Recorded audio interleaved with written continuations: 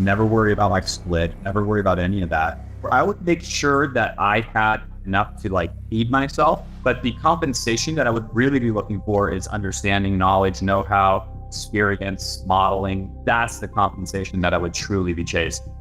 All right. And one of the things that we appreciated and respected about you the most, more than anything else really, is your leadership ability. And in preparation for this, one of the things that kind of resonated was some of the writings of John Maxwell when he's talking about the irrefutable laws of leadership. And the first one he talks about is the law of the lid. In essence, the law of the lid says is that wherever your leadership ability is, your success within running an organization will be always below that lid. So if you're at a level 9 in leadership, you're never going to exceed a level 9 in like success in an organization. It's always going to be an 8 or below. The example I was saying is like, for instance, the McDonald's brothers. So they opened up McDonald's, they were super successful, but until Ray Kroc came in, he was able to franchise it and open hundreds of thousands or hundreds of stores right after that. It was because of his leadership ability. And that's something that we really admire in you. Is that something that you've developed over time, or do you feel like that was something that you had initially or just was born with? Well, no, I definitely it was developed over time. I mean, listen, how the amount of hours, trips, flights, just dollars invested in traveling the country to get into every possible room that I can get into. And it all tracks back to, well, I'm just conscious of how I ended up growing in this industry and in business in general, which was, it was a case of mistaken identity. I got invited to a mastermind in Louisville, Kentucky that I had no business in. I didn't belong there. Yeah. It was way over my skis, right? But they thought I was somebody much larger, bigger than who I was. I get invited to this little thing that I couldn't afford to go to. And so I scrapped money together and just made it happen after a lot of internal debate, maybe thinking I shouldn't go. And anyhow, that just changed my life very, very quickly. And I don't want to get too lost in that story, but the relationships that I built there, which to this day are now agents doing thousands of home sales a year. Wow. And yes, that was plural, thousands of home sales a year. Number one in the world at major brands. It's just crazy. Yeah. And so from there, of course, it still took me years and years and years to actually put everything together and to be able to implement everything, which is why you now see in every turn, like no matter what it is I'm doing, whether I'm building, just collaborative spaces, if it's the fast forward movement that you mentioned earlier, I'm always just looking to get myself into this space where I'm challenged by people that are better and have done more than what I've done. And so it had to be developed 100%. Something that because I'm not as familiar with John Maxwell. Of course, I know who he is. I know he's an incredibly accomplished author and a preacher. And, I know who he is, but I've only read maybe one or two of his books, and it's been many, many years since. So having said that, what caught my attention about what you said is, the law of the lid, and you'll never have your organization, higher than where you're at. But I don't think it's that hard at the end of the day. Like, are there leadership skills? Are there techniques? Is there awareness that you should gain and develop? Absolutely. But you can kind of fast forward a lot of that by just understanding one simple principle, which is like, if you get out of the way in terms of like genuinely being willing to bring on great people and letting them go, that, I don't know if that lifts you to an 8 or a 9 or a 10 or a 20 but I could just tell you this: you are going to thrive. You're going to go so much further than most of your contemporaries and most of the people that you're, that you call your colleagues, right? Or it's just contemporaries. And the reason why is I see it all the time where there's people that will hire good people, capable people, but that leader stays in micromanagement, stays in top-down leadership, stays in like, what are you doing? No, you can't do that. Yep. Oh, I'm the only one that can I'll go extreme, right? But like no one could put lockboxes on a door better than you. So I'll just continue to do that piece. And so a lot of the time, it's not that these people others don't have like the knowledge of what they should do, because even the people doing that know that they shouldn't be, and they still do. Right. So like the simple act of getting out of the way is probably the number one business hack you can get. Period. And relationship building in general, right? You just get out of the way, let people contribute, and they feel like they have a place. They feel like they're accomplishing something that actually encourages them to do more of it. So most agents I see don't go that far, and that's why that lid stays pretty low. It has to do because of the sales tactics of it and the sense of a need of control, for sure. And I feel like that's the biggest conflict between like entrepreneurship, developing that overall skill, and then the sales part of it. It's super hard. Like they're almost polar opposites.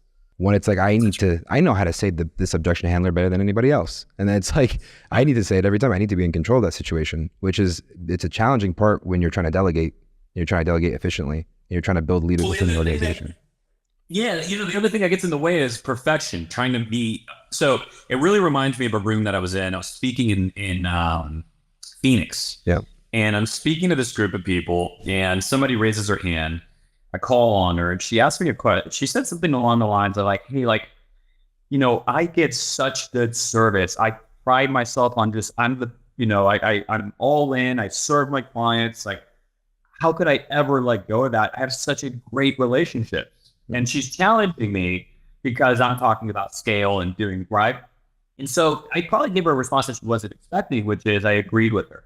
I said, you know what? Your relationships probably are better than mine. They go, well, hold on, what? Like, yeah, your relationships are probably like way, way, way up here.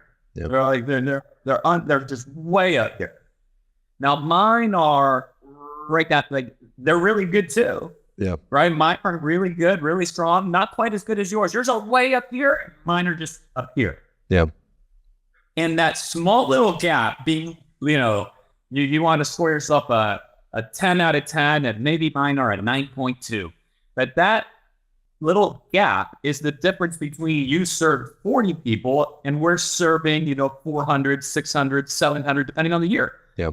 And if you're really priding yourself on doing good for the world, helping people, and all the things that you're claiming are important to you, yep. If you look at the net benefit that you've created for people in your marketplace, right? Mm-hmm. Serving them as a 10 with 10 relationships, but multiplying it only by 40. Yeah. And if I have to tell if I'm only at a 9.2, but I get to multiply by 500, who's creating more actual benefit and value and utility for the marketplace? Yeah, you are. And so I just choose to be okay with that. Yeah. And if you're not okay with that, that's absolutely fine. Let's just make sure you're going to be happy being where you're at pretty much for the rest of your trajectory, because unless you find a way to clone yourself, that's where you'll be. So, yep. And that's kind of what it comes down to, is like being okay with you can be really, really, really good if you're willing to not be perfect. Yeah. Interestingly enough, so Colton's our sponsor, and he would tell us, Dan is like more like the systems guy. Like he's into like the method behind everything and how it works. Like he's really good at putting those things together. Would you say that's true? I'm definitely a person that absolutely balances those things and invests in those things. Mm. But the only way those things actually get executed at a high level in my world is to let go, just the way we were talking about a moment ago. I feel like there's no point hiring really good people if you're not going to let them do what they do. So in a perfect world, and you don't always get to be in a perfect world because we also all have stages, right? So there were the days when like those systems, I value them, but they don't come naturally to me. It's really hard for me. So there were the days when I would stay up until 2, 3 in the morning working, building these systems. In today's world, my job is to understand exactly what I want, in what direction we're going and why we're going there, and then to be able to articulate that to my leadership team, who will then create the how it gets done. Got it. So that's how I would, that's the truth behind it. I actually think Colton is much better. My perception, for all I know, he's having someone on his team it out. But my perception is Colton's actually, and by the way, we're talking about Colton Whitney in Orange County. Just great agent, great team leader. And my perception is he's better at actually building systems than I am. I'm just really good at envisioning how it should look, or what the results should be. But there's various ways to get there, and then just letting my team handle it. At the end of the day, look, who's going to wake up on a Tuesday morning and have to troubleshoot the system? It's not me. Yeah. So like, why am I going to dictate exactly how it's built? Let them own it. Got it. It's like you start the wheel rolling, you let somebody better take care of it, and then you can focus on the direction you're heading the company. That's a good way to say it.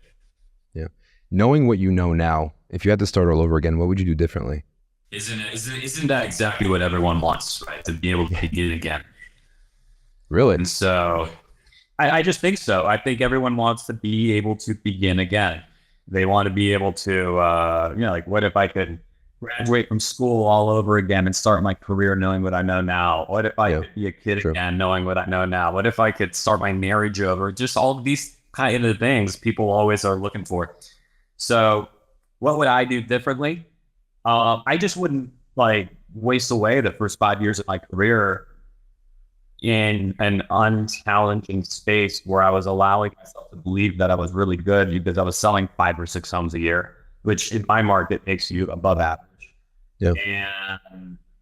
And I wasn't pursuing the rhythms that I'm talking about. I wasn't trying to get into any of that. I just didn't even know to go find it. It was really the primary problem. So if I really knew what I know now, I would know that, if I was to begin again, I would just immediately day one, just like never worry about my split, never worry about any of that. I would make sure that that financially I had enough to like feed myself. But the compensation that I would really be looking for is understanding, knowledge, know-how, experience, modeling. That's the compensation that I would truly be chasing. Yeah. That's invaluable. By the